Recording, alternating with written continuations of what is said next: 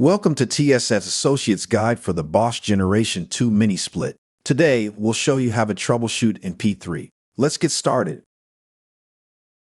A P3 error code occurs when the outdoor current exceeds the current limit value. To troubleshoot, you will need your multimeter and refrigerant gauges. Check whether the input current of power supply wire is more than the values displayed in the chart that correspond to your unit. Test your amp draw by clamping on your meter to the L1 wire first, then L2 wire. If the input current is of power supply wire isn't more than these values, then replace the main outdoor board. If they are more, check whether the refrigerant system is okay.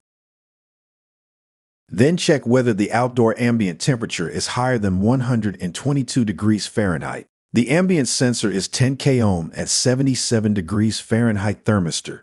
If it's higher, then stop the system. If it isn't, then check whether the outdoor unit has proper ventilation and clearance. If there is proper ventilation and clearance, make sure the outdoor unit has proper ventilation and clearance. Then check if the outdoor coil is dirty. If it is dirty, then be sure to clean it with an eco-friendly spray cleaner or a garden hose and water.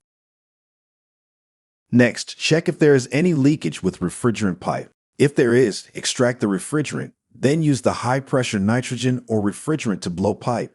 Vacuumize and charge the refrigerant again. Replace outdoor PCB and check whether the system can run normally if you find leakage with the refrigerant pump. If the system still isn't running normally, then replace the electric control box. Thank you for watching. We hope you found this training video helpful and informative.